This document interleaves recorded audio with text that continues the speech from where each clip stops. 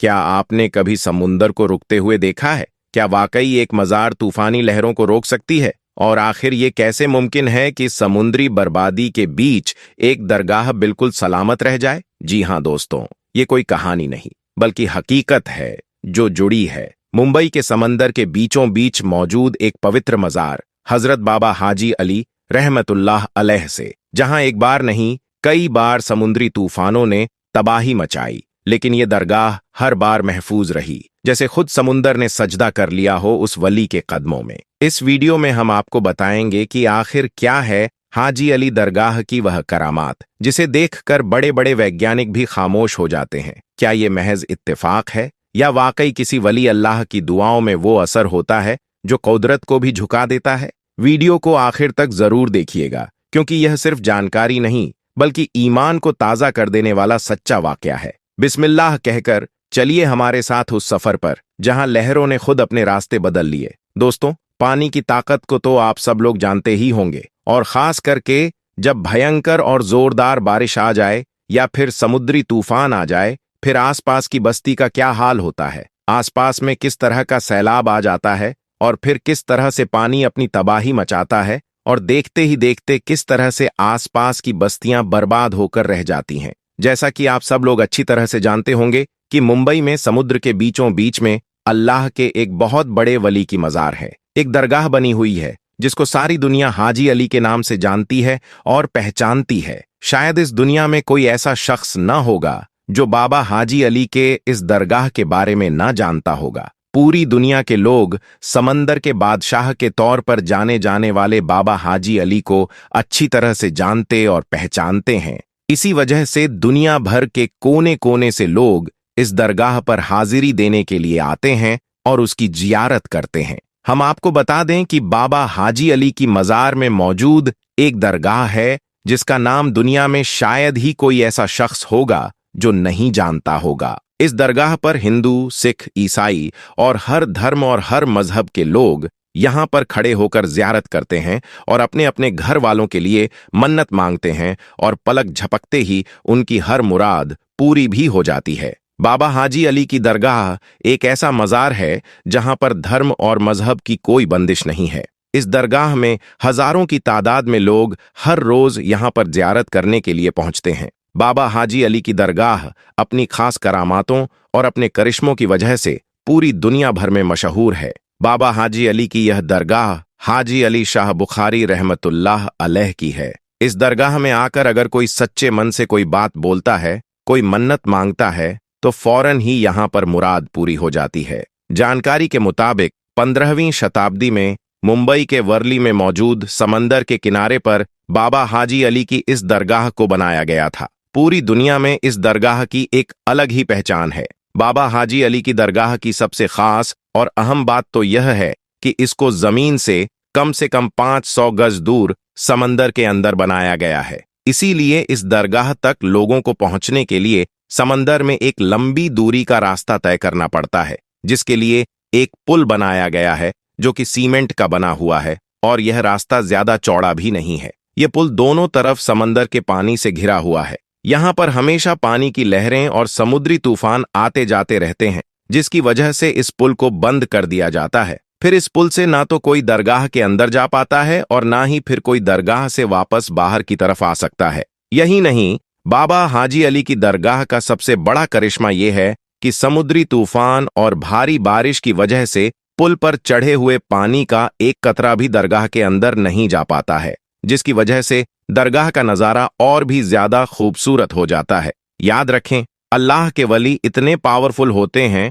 कि कोई तूफान या आफत उनका कुछ भी नहीं बिगाड़ सकती। बाबा हाजी अली की दरगाह भी एक ऐसी ही करामत है जिसको पूरी दुनिया के लोग आज अपनी खुली आंखों से देख रहे हैं, और वह यह है कि मुंबई के अंदर चाहे जितनी भयंकर और जोरदार बारिश क्यों ना आ जाए, चाहे जितने भी बड़े बड़े और भयंकर समुद्री तूफान क्यों ना आ जाए, चाहे समंदर के पानी में कितना भी बड़ा सैलाब क्यों ना आ जाए, लेकिन बाबा हाजी अली की इस दरगाह के अंदर पानी का एक कतरा भी नहीं जाता है। और दोस्तों, आपको मालूम है कि समुद्री तूफान में समुद्र का पानी कितना ज्यादा जोर मारता है, कितनी ऊंची लहरें उठती हैं, और लहरों के अंदर कोई भी चीज टिक नहीं पाती है। लेकिन समुद्र की लहरों की क्या मजाल कि समुद्र के इस पानी की क्या औकात कि वह बाबा हाजी अली की चौखट को भी पार कर सके। और आपकी यह करामात किसी से कोई छुपी हुई नहीं है। हर कोई आपकी इस करामात के बारे में अच्छी तरह से जानता है। जैसा कि आप सभी को मालूम है कि हाल ही में मुंबई में कितनी भयंकर और जोरदार बारिश हो रही है, और यही नहीं, साथ ही साथ समंदर में तूफान भी आ रहे हैं, जिसकी चपेट में आज पूरा मुंबई शहर आया हुआ है। ना जाने कितने लोग इसकी वजह से बेघर हो गए हैं, कितने लोगों के जानो माल का नुकसान हो रहा है। आज मुंबई में हर जगह पर पानी ही पानी नजर आ रहा है। ऐसे में आप जरा सोचिए कि समंदर का पानी कितने तूफान पर आ गया होगा। दोस्तों, इस कुदरती आफत में लोग अपनी अपनी जानो माल की हिफाजत करते हुए इधर उधर भाग रहे हैं, लेकिन बाबा हाजी अली की करामात देखिए कि जिस वक्त पूरे मुंबई शहर में पानी अपनी तबाही मचा रहा है, समंदर के अंदर लहरें मचल रही हैं। ऐसे में समंदर के बीचों बीच में बाबा हाजी अली की दरगाह बड़ी शान और शौकत के साथ में चमक रही है। इस भयंकर और जोरदार बारिश में पानी का एक भी कतरा आपकी मजार शरीफ के अंदर नहीं जा पा रहा है। हाल ही में समंदर के पानी का बहाव इतना ज्यादा तेज हो गया है कि आपकी मजार के चारों तरफ पानी की तेज लहरें चल रही हैं। आपकी मजार के पास में तेज लहरें आती तो हैं,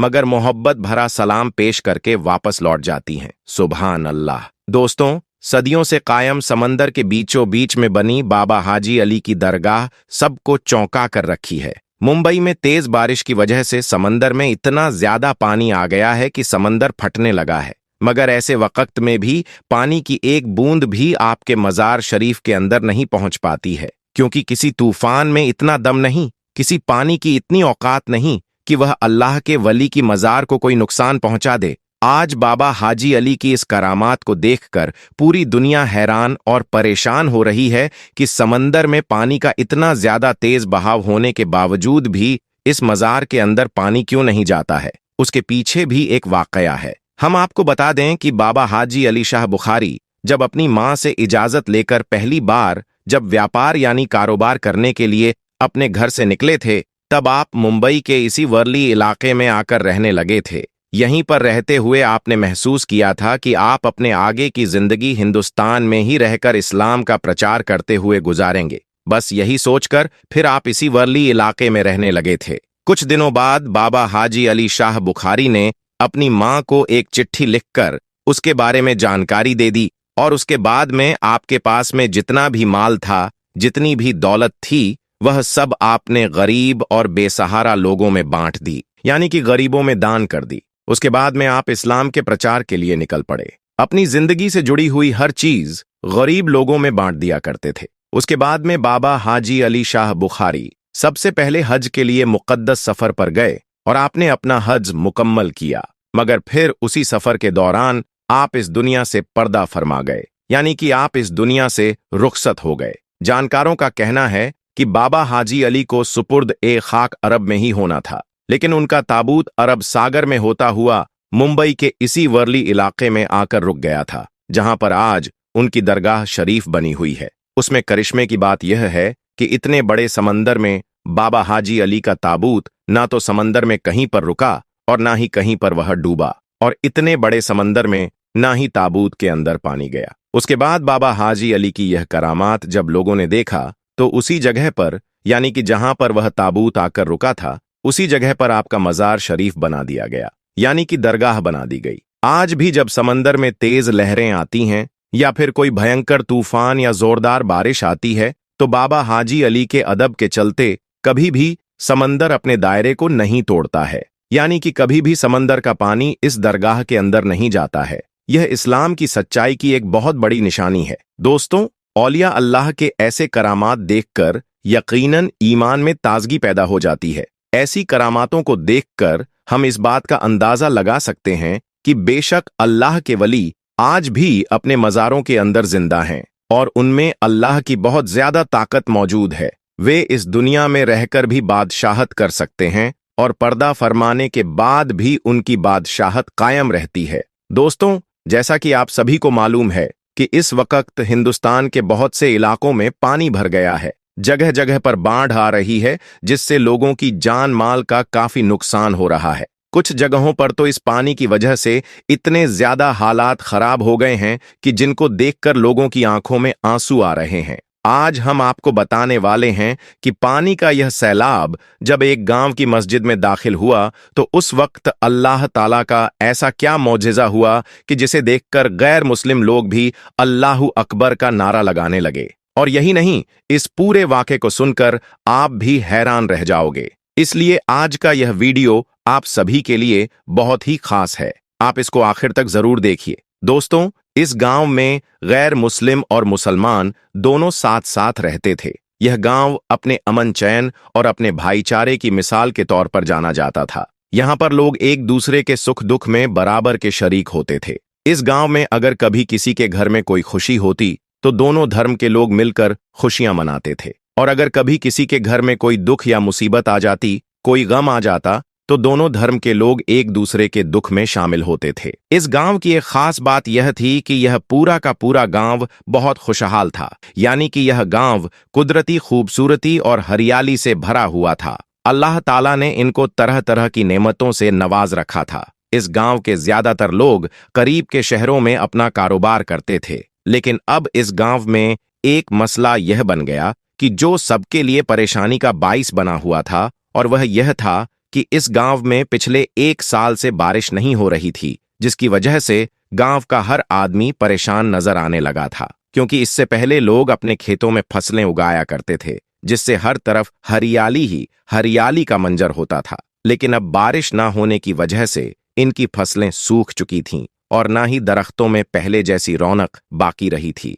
इस परेशानी के आलम में एक तरफ गैर मुस्लिम लोग यह समझने लगे थे कि शायद उनका भगवान उनसे नाराज हो चुका है, इस वजह से हमारे गांव में बारिश नहीं हो रही है। इसलिए गैर मुस्लिम लोग मंदिर में या अपने गिरजाघरों में जाकर अपने भगवान की पूजा करने लगे और हाथ जोड़कर अपने भगवान से बारिश बरसाने की प्रार्थना करने लगे। लेकिन बारिश का कोई भी नामो निशान नहीं था। और दूसरी तरफ मुसलमान भी यह सोचने लगे थे कि शायद अल्लाह ताला उनसे नाराज हो चुका है, इस वजह से बारिश नहीं हो रही है। इसलिए वह भी अपनी मस्जिद में जाकर नमाज पढ़ने लगे और गिड़गिड़ाकर अल्लाह ताला से दुआएं मांगने लगे। लेकिन आसमान पर बादल का एक टुकड़ा भी नजर नहीं आ रहा था। हालांकि इस गांव में रहने वाले तमाम मुसलमान नेक दिल और इबादत गुजार थे। उन्हीं में से एक बुजुर्ग मौलवी साहब भी थे, जो अपनी नेकी और इबादतों की वजह से पूरे गांव में मशहूर थे। मौलवी साहब सिर्फ 5 वक्त की नमाज ही नहीं पढ़ते थे,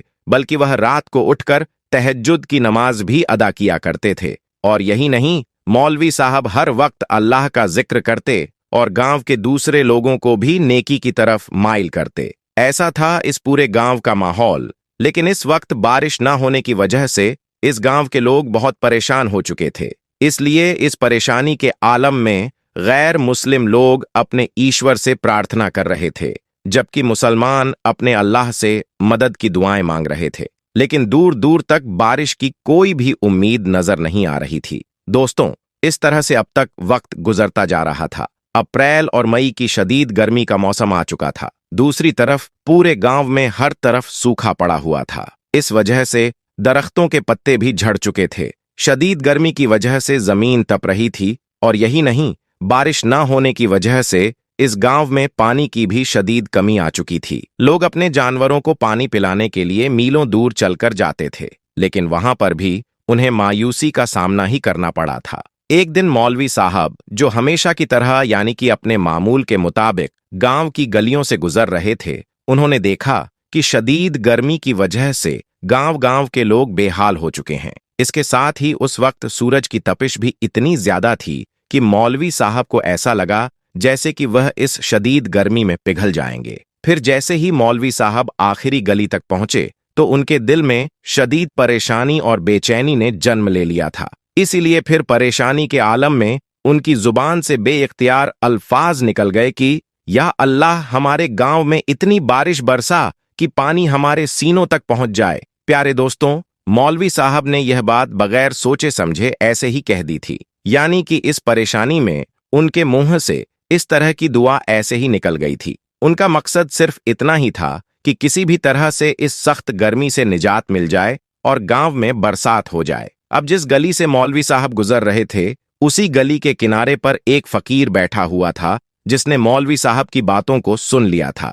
यह सुनकर वह फकीर बाबा मौलवी साहब से कहने लगे कि आप ऐसी दुआ अल्लाह से ना करें, क्योंकि हमारे गांव में ज्यादातर घर छोटे और कच्चे हैं। अगर इतनी ज्यादा बारिश हमारे गांव में हो गई तो फिर हम कहां पर जाएंगे, हमारे मकान ढह जाएंगे। अब मौलवी साहब, जो कि गर्मी से तंग आए हुए थे, वह फकीर की इन बातों को सुनकर कुछ नाराज हो गए और कहने लगे कि ए फकीर बाबा, तुम कुछ न कहो। एक तो यहां पर बारिश नहीं हो रही है और ऊपर से तुम्हें अपने घर की फिक्र लगी हुई है। इतना कहकर फिर मौलवी साहब उन्हीं कदमों से मस्जिद की तरफ चल पड़े। अब उनके जहन में बस यही बात थी कि कैसे भी हो बारिश हो जाए और इस गर्मी से राहत मिल जाए। मौलवी साहब को इस वक्त इस बात का बिल्कुल भी अंदाजा नहीं था कि अगर उनकी दुआ की कबूलियत हो गई तो फिर यहां पर इतनी जबरदस्त और खतरनाक बारिश हो सकती है कि फिर हमें संभलने तक का मौका भी नहीं मिलेगा। खैर, इसके बाद मौलवी साहब जैसे तैसे करके मस्जिद तक पहुंचे तो वह निढाल हो गए थे। उन्होंने मस्जिद में दाखिल होते ही अपनी नजरें आसमान की तरफ उठाई। उन्होंने देखा कि आसमान पर अचानक से घने और काले बादल छाने लगे थे। यह देखकर मौलवी साहब की आंखों में खुशी की चमक आ गई थी। उन्होंने फौरन ही अल्लाह ताला का शुक्र अदा किया और फिर गांव वालों को खुशखबरी देने के लिए मस्जिद में मौजूद लोगों के पास गए और जाकर उनसे कहने लगे कि आज हमारे गांव में जरूर बारिश होगी। अब गांव के लोग, जो पहले ही बारिश के लिए तरस रहे थे, वह उन बादलों को देखकर बेहद खुश हो गए। इसलिए फिर गांव के सब लोग अपने अपने घरों में तैयारी करने लगे और नमाज पढ़ने के लिए मस्जिद में जमा होने लगे। इसके बाद मौलवी साहब ने मस्जिद में जमात के साथ नमाज पढ़ाना शुरू कर दिया। फिर जैसे ही मौलवी साहब ने अल्लाहू अकबर कहा और नमाज पढ़ना शुरू किया तो बाहर से बादलों की गड़गड़ाहट और बिजली की कड़कने की आवाज सुनाई देने लगी। आसमान पर खतरनाक से बादल छा चुके थे और फिर देखते ही देखते बारिश शुरू हो गई।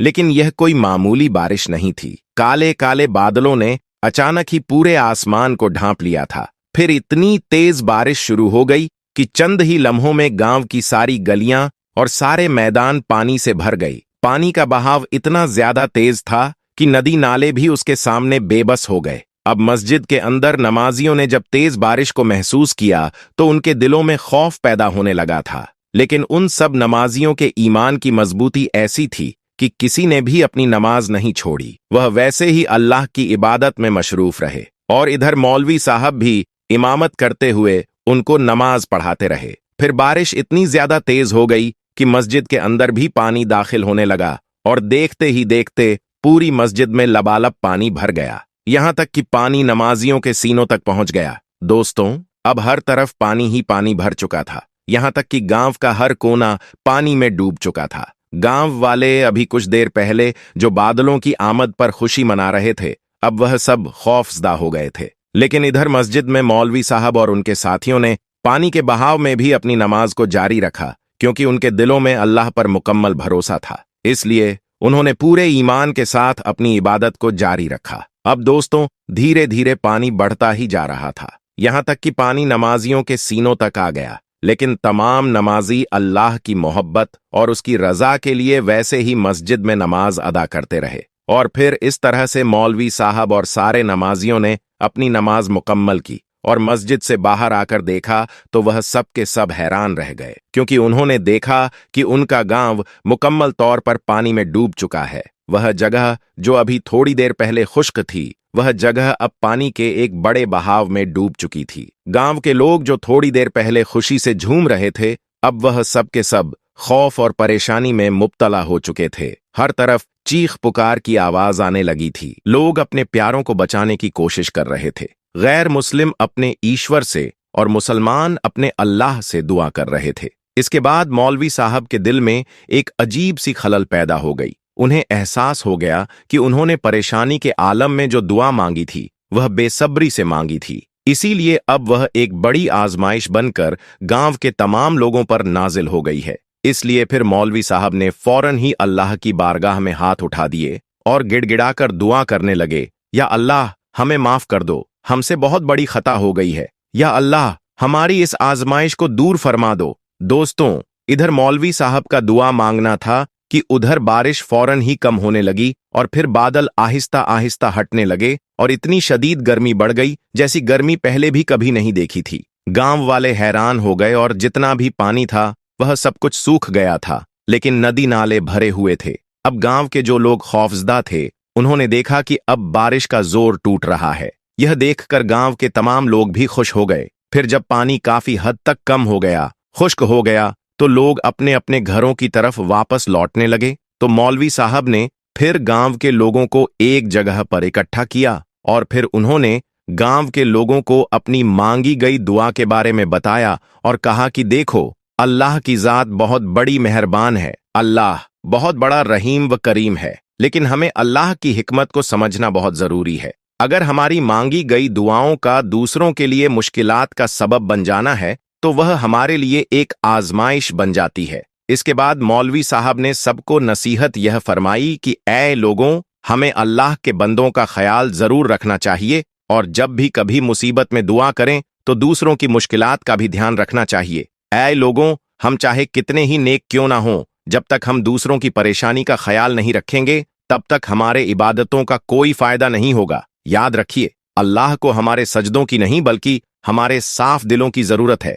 यह बात सुनकर गांव वालों के दिलों में एक नई रोशनी पैदा हो गई। इसके बाद उन्होंने अल्लाह से माफी मांगी और अहद किया कि आज के बाद वह जब भी कभी अल्लाह से दुआ करेंगे तो वह दूसरों का ख्याल जरूर रखेंगे और अपने आमाल में सुधार करेंगे। वह सिर्फ खुद के लिए नहीं बल्कि अपने पड़ोसियों, अपने गांव और पूरी इंसानियत के लिए भी दुआ करेंगे। गांव की मस्जिद में हर नमाज के बाद अब सिर्फ फरमाइशी दुआएं नहीं होती थीं, बल्कि दुआएं होती थीं इंसानियत की भलाई के लिए, भूखों के पेट भरने के लिए, बीमारों के शिफा के लिए और उस बच्चे के लिए भी जो स्कूल नहीं जा पाता था। लोग अब यह समझ चुके थे कि अल्लाह के दरबार में सबसे पसंदीदा इंसान वो होता है जो उसके बंदों की मदद करता है। गांव की औरतें अब एक दूसरे की जरूरत का सामान आपस में बांटने लगीं। नौजवान अब बुजुर्गों की सेवा में लग गए। मस्जिद के सामने एक छोटा सा खाना बांटने का इंतजाम किया गया,